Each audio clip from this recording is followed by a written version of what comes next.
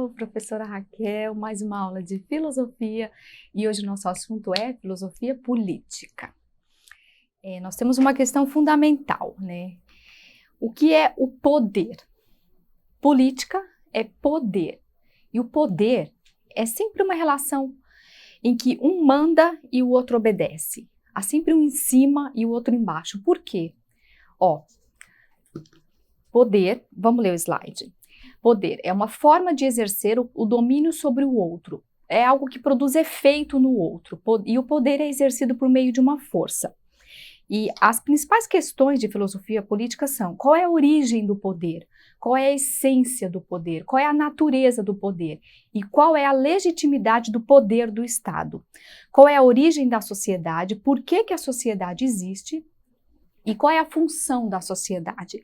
Se nós aceitamos nos submeter ao poder do Estado, se nós aceitamos obedecer à lei, nós teríamos que ter algo em troca. Então, as questões de filosofia política são bem amplas, nós não vamos esgotar. O objetivo dessa aula é só dar uma breve introdução, ok? Existem várias teorias políticas, né? Uma das principais teorias políticas eu vou chamar isso de tradição. No início, acreditava-se que o poder ele é algo natural. Por exemplo, a gente nasce numa família e a gente se submete ao poder do pai e da mãe. A gente obedece o pai e a mãe. Essa família, ela constitui uma aldeia, uma tribo que forma uma comunidade e assim por diante. Existem teorias políticas de origem teocrática. Teocrática teria uma origem mística, por exemplo. O rei, ele seria um representante de Deus na terra. O poder seria algo oculto, é uma coisa do segredo, e o soberano, o rei, ele encarnaria essa força divina, essa força de dominar o outro. Isso seria o que a gente chama de teoria política teocrática. Estão vendo ali na imagem os faraós egípcios, aquelas coisas que era a política, o poder ligado muito à religiosidade. Lembra na tradição judaico-cristã, os sacerdotes ungiam o rei, tinha todo um ritual e o rei emanava essa força divina. Então, o soberano, o rei, seria o representante de Deus na terra. Olha a imagem aí de Luís XIV, depois isso daí se transformou no absolutismo, é o rei sol. Então o poder do rei seria legítimo, nós não teríamos que contestar a autoridade do rei porque ela emanaria de Deus. Essa é uma teoria teocrática. Depois, com o nascimento da razão na Grécia Antiga, começa a nascer uma política mais racional. E na polis grega, a política seria a nossa relação com o outro. Com o outro, através do diálogo e da comunicação, de um dissenso, a gente pode chegar a um consenso, ou seja, a gente pode discutir e chegar a um acordo, ou seja, é entre nós, não é mais uma divindade, é entre nós aqui. Então é assim que nasce a polis grega, a democracia, é o governo, o poder exercido por todos. Todos podem participar do poder. Então, vocês veem que primeiro há uma teoria política de origem mística, teocrática, depois há uma teoria política mais racional, e na teoria política moderna, que é a teoria contratualista, que a gente vai estudar melhor mais para frente, temos uma aula só sobre isso, também tem essa base na razão, ok?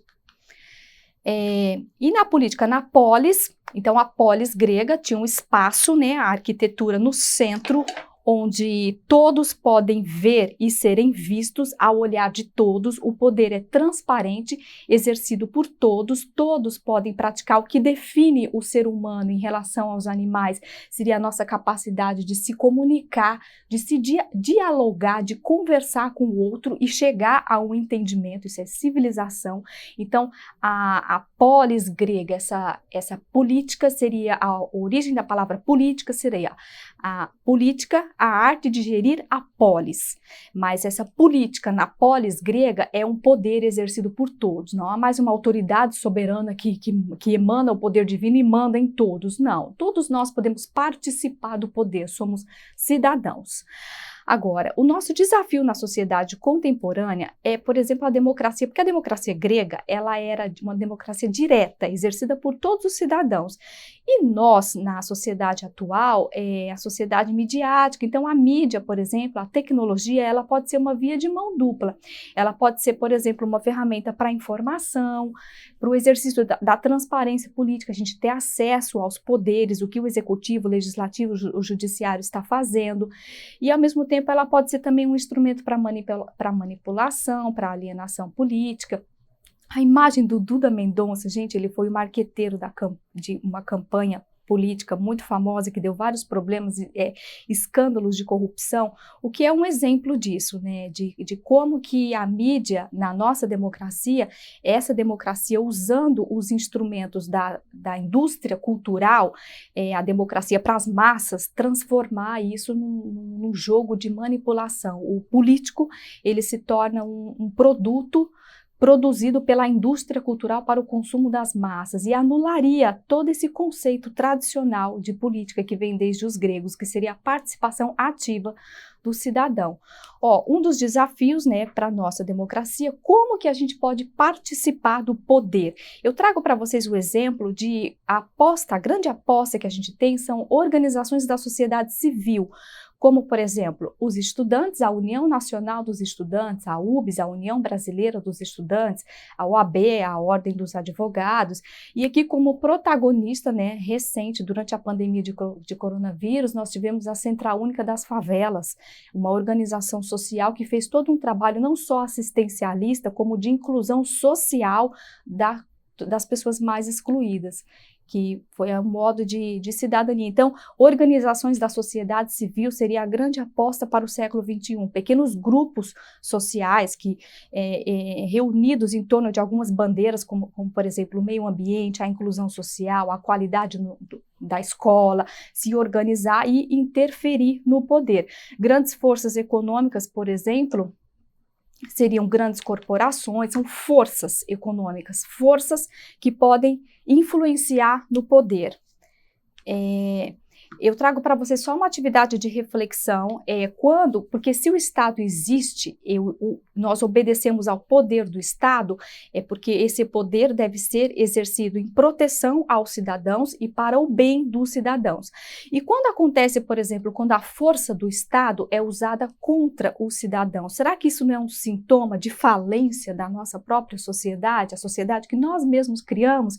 Ela não precisa de uma reforma, e você, estudante, na medida em que você conhece, você é parte da solução para os problemas, é um cidadão que atua na sociedade do século XXI. Então eu trago para vocês refletirem casos recentes, né, de violência policial que estão muito à tona aí na mídia, né, quando o poder do Estado, que o Estado tem o poder, que é a força do Estado é utilizada contra os cidadãos.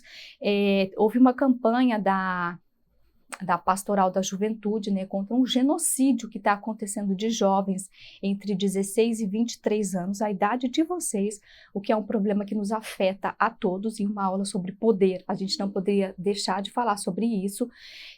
O que está acontecendo com essa sociedade? Por que ela existe e por que ela não está cumprindo os objetivos para os quais ela foi constituída, que é o bem de todos. Porque se o Estado não existisse, se nós não obedecêssemos à lei, nós estaríamos no estado de natureza. A gente vai estudar isso um pouco com calma mais para frente. No estado de natureza é o olho por olho, dente por dente. Eu tenho o direito de fazer justiça com as próprias mãos. Então, na medida em que eu abdico esse direito, é o Estado que detém o uso da força, e essa força tem que ser usada para o bem dos cidadãos e não contra os cidadãos. Então, a gente vai estudando, vai conhecendo, e a partir do conhecimento a gente pode agir e produzir transformações sociais. Uma atividade para vocês, tá? Para vocês exercerem o autodidatismo, uma grande força política que atua na sociedade contemporânea, o capitalismo financeiro, são as grandes corporações. São empresas que elas exercem um poder enorme, que é o poder econômico, e elas atuam politicamente, porque elas têm poder para eleger os seus candidatos, e os candidatos acabam fazendo uma política para o interesse dessas corporações. Seria quase que se houvesse uma pirâmide social na atualidade ela seria o topo, seriam elas que mandam no mundo, para falar de forma grosseira, mas é mais ou menos assim. Eu trago para vocês um documentário, tá? Eu indico para vocês assistirem no YouTube, exercer o autodidatismo, construir o seu próprio conhecimento, o seu próprio ponto de vista. E tem uma questão muito simples do Enem, que a gente não tem tempo de analisar direitinho, mas você pode acessar a plataforma Eduque, onde você acessa pode analisar direitinho essa alternativa, essa questão. É uma questão do Enem de 2015, é um texto que eu não vou ler o texto agora, mas ele é bem simples. Ele pergunta qual era a função da ágora. A ágora, aquele espaço, né, arquitetonicamente falando, ele era no centro da cidade, da polis grega. E qual seria a função da ágora? Qual era o papel da ágora? Olha a alternativa C, construir o lugar onde o corpo de cidadãos se reunia para deliberar sobre as questões da comunidade. Vocês analisem com calma essa questão na plataforma Eduque.